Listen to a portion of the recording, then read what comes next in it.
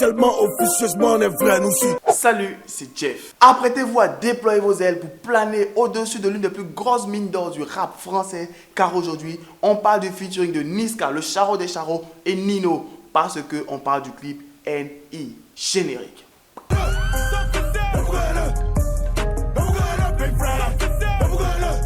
Yo la team, ça fait super plaisir de vous retrouver pour une nouvelle vidéo. Et vous avez vu sur la chaîne, on recommence à être super actif. Et il y a quelques petits aménagements qui sont en cours d'être faits. Le nom de la chaîne, je vais le changer temporairement. J'hésite entre le changer et le laisser parce que Miri reviendra bien sûr sur la chaîne. Mais tout ça, on en parlera au fur et à mesure. Mais vous avez vu, les aménagements ont commencé à être faits, changer quelques petits trucs. Et je suis en cours de rédaction avec mon équipe pour pouvoir arranger les abonnements premium et tout ça. Bref, tout ça se travaille actuellement. Pour revenir au clip, sachez que pour une fois, pour un clip de Niska, on a un scénario. Bravo. Merci au réalisateur, grâce à lui, on a pu avoir un scénario d'un clip de Niska. Merci. Le titre du clip, c'est N.I. Pourquoi N.I? Nino, les deux premières lettres, N.I. Niska, les deux premières lettres, N.I. Quel génie! Suggestion d'un titre pour un featuring Dadju Damso, D.A. Deux premières lettres de Dadju, D.A. Damso, D.A. Génie! Et devinez le titre d'un featuring Karis Kalash. K.A. K.A. Deux premières lettres. Double génie! Pour résumer, dans le clip, il y a une comparaison entre ce qu'ils ont vécu lorsqu'ils étaient jeunes, ils n'avaient rien dans les poches, c'est-à-dire Niska et Nino, lorsqu'ils étaient jeunes, ils n'avaient rien dans les poches. Et maintenant qu'ils sont super connus et qu'ils ont plein de thunes. Petite explication, lorsqu'ils sont jeunes, celui qui a les locks, c'est Niska, celui qui n'a pas de locks, c'est Nino. Bon, c'est évident, déjà ils sont grands, on voit qui a des cheveux et qui n'a pas de cheveux. C'était facile à savoir. Un exemple ou quelques exemples concernant les comparaisons qu'on a eues dans le clip. Au début, on le voit jouer avec une voiture enjouée au début du clip. Soit dit en passant, il est trop vieux pour faire ça. Et on le voit plus vieux en train de sortir de la même voiture grandeur nature pour venir rejoindre Niska. Avant, c'était les policiers qui les poursuivaient, qui les coursaient partout dans les halls d'immeubles et tout ça. Et maintenant, c'est plein de fans qui les accueillent partout où ils vont. Bref, ils ont toujours du monde, mais c'est seulement la vitesse à laquelle ils se déplacent qui a changé. Avant, ils allaient super vite et maintenant, ils vont super lentement. Ils ont tout le temps.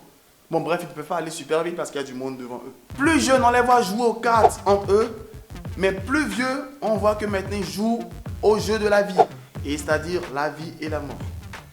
C'est assez glauque, mais c'est un peu ça qui est montré. Et la scène de fin, on voit un Niska jeune qui dessine le plan qui a été monté précédemment. Comme pour dire que déjà tout jeune, il avait déjà tout écrit, il avait déjà tout tracé, il avait déjà tout vu dans sa tête, comment ça devait se passer. Et plus grand, il a réussi à réaliser cela. Pour expliquer tout simplement dans ce clip que c'est tout ce qu'ils ont voulu faire étant petits, tout ce qui les a marqués ou les a frustrés étant jeunes, qui leur a permis de pouvoir arriver là où ils sont aujourd'hui. Et c'est ça qui a permis de leur côté de pouvoir devenir plus fort, devenir encore plus féroce, devenir encore plus méchant, en griffe, et tout simplement de pouvoir se diriger dans l'avenir. Parce que ce qu'on détermine, ce qu'on veut faire dans le futur, on commence à l'écrire lorsqu'on est jeune. Parce que si tu n'as rien fait étant jeune, plus grand, il ne va rien avoir. C'est un peu ce qui est montré à travers ce clip-là. Dans l'ensemble, l'idée du clip et l'idée du scénario est super bonne, super top. Parce qu'il y a un véritable message à tirer de sensibilisation pour la jeune génération. Parce que le public qui écoute le rap est quand même jeune et tout ça. Il y a quand même un bon message derrière. Mais, bien sûr, si moi je parle d'un clip sur ma chaîne, c'est qu'il y a forcément des erreurs en production ou en post-production que je vais révéler. Ça, c'est évident. Vous attendez pas autre chose que regarder un clip sur ma chaîne. C'est pas contre vous les rédacteurs, pas contre vous les artistes.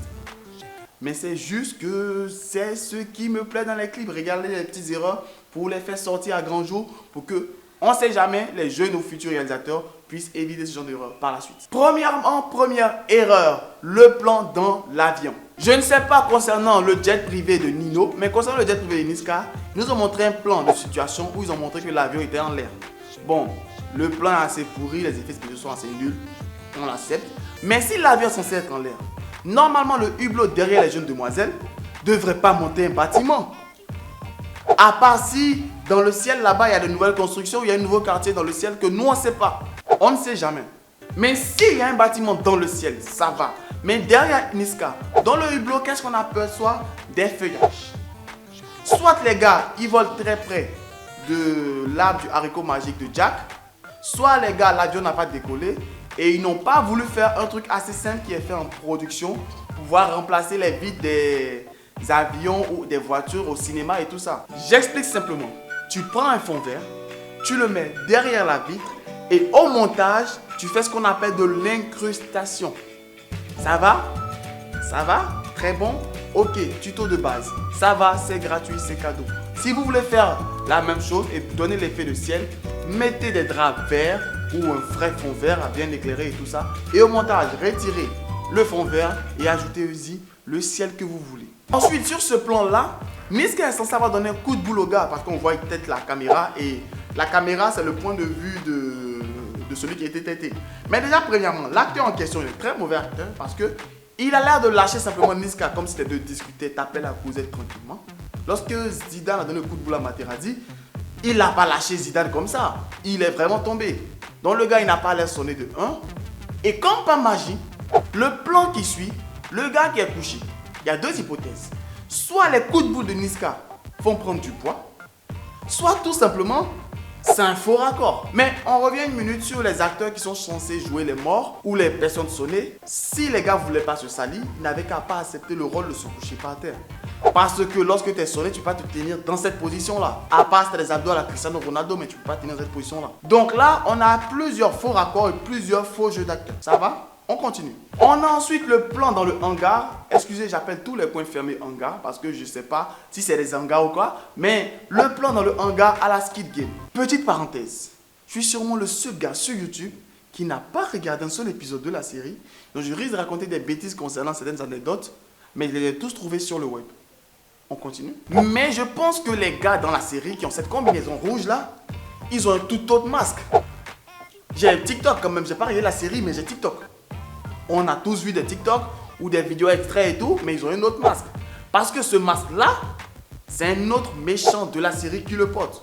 Et pas les soldats. Soit les gars qui ont fait cela, ils ont fait comme moi. Ils n'ont jamais regardé la série. Ils ont collé plusieurs vidéos, plusieurs photos montage pour pouvoir dire ok, on va habiller des gars dans Skid Game, on va leur porter ce masque-là parce que c'est Skid Game. Ou soit tout simplement, il y a une véritable signification artistique derrière tout cela. Mais le réalisateur, on attend toujours qu'il puisse nous expliquer ou le directeur artistique pour nous expliquer un peu mieux le message qui est caché à travers cela. Sinon, à part ça, c'est une erreur. Mais je dis ça, je dis rien. Il y a plein d'autres erreurs. Mais pour boucler la boucle, on va parler de la dernière scène où il y a Nino qui s'est laissé sûrement porter par l'ambiance et tout, et qui prend la caméra et qui brise le mur en montrant le moniteur de retour d'image. Et lorsqu'il montre le moniteur de retour d'image, qu'est-ce qu'on voit? Un gars de l'équipe de production avec son sweat rouge.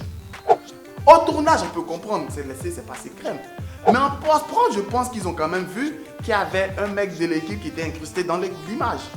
Il n'était pas censé être là. Parce que c'est pas le même suite que les gars de Skid Game, donc c'est pas ça. C'est plus la même scène, donc c'est pas ça. Donc on a tout simplement Nino qui s'est tellement porté qui a failli présenter tous ceux de l'équipe du style là c'est le réalisateur, là c'est le cadreur, là c'est l'assistant réa, là c'est la maquilleuse, là c'est la script, là celui qui gère les grues. Bref, on laissait plus longtemps la caméra dans la main de Nino. Il a nous fait une présentation de toute l'équipe technique. Dans ce clip, il y a tellement eu de faux raccords que le clip était à deux doigts de passer sur la chaîne YouTube de Allociné dans l'émission Faux Raccords. Parce qu'il pouvait faire un épisode, voire des saisons entières de faux raccords avec ce clip-là. Mais c'est vrai, je critique, je parle, je dénonce certaines choses. Mais je tiens à rappeler que j'ai un véritable gros respect pour les équipes de production qui sont ce genre de clips-là. Parce que c'est des clips assez bien travaillés, avec des budgets assez conséquents et un travail de réflexion et de rédaction assez conséquent derrière. Comme je le dis toujours, ce genre de vidéo, c'est pas pour dénigrer ni les artistes, ni l'équipe de production, ni qui que ce soit qui a collaboré de près ou de loin avec ces différentes vidéos dont je parle ici. C'est juste tout simplement pour montrer quelques erreurs qu'ont pu faire des réalisateurs professionnels pour que même ceux qui sont amateurs puissent voir que c'est normal de faire des erreurs, c'est normal de se tromper, mais il faudrait être capable de pouvoir les corriger. Et par la suite, si un artiste ou un de ses réalisateurs puisse après faire une explication pour dire ah ça c'était pour dire ceci, cela, parce que depuis un moment que les clips sont réalisés, on n'a très souvent pas d'explication. Alors que très souvent, la vidéo même c'est de l'art. Et l'art peut être interprété de différentes manières. Et c'est bien si le propriétaire de l'œuvre puisse expliquer pour dire ça, je veux dire ceci, je veux dire cela. Et il y a très peu de vidéos d'analyse et de décryptage de clips pour donner des significations au clip. C'est-à-dire que je donne des significations au clip et je parle aussi d'erreurs techniques. Mais c'est aussi pour montrer qu'on peut associer l'art et le travail technique. Les deux ensemble vont produire un travail assez exceptionnel. Félicitations à l'équipe de production. Félicitations au réalisateur pour ce clip qui est quasiment très bien réalisé et très dynamique et très bien fait. N'hésitez pas à donner vos avis et impressions en commentaire concernant le clip. Qu'est-ce que vous avez pensé du côté technique et du côté artistique?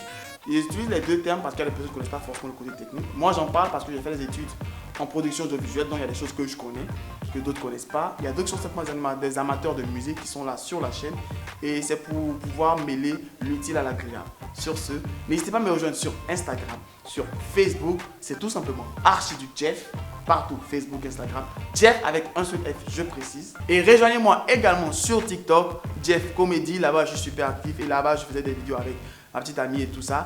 Mais actuellement on a suspendu pour un bon moment et je fais aussi des scènes. Bref, je fais beaucoup de choses, plein de choses. C'est sur mes comptes sociaux, vous allez voir tout ça.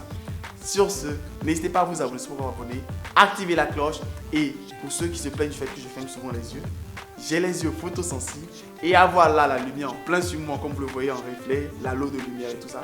C'est le seul que vous voyez, mais il y a plein d'autres lumières un peu partout et ça fatigue énormément les yeux. Sur ce, marque de like, marque de partage. Restez abonnés, restez connectés. C'était Archiduc Jeff pour vous servir. Et on a parlé aujourd'hui du clip NI. Nino, Niska, NI. Jeu de mots facile. Bye. Cordialement, Jeff. Okay. Yo,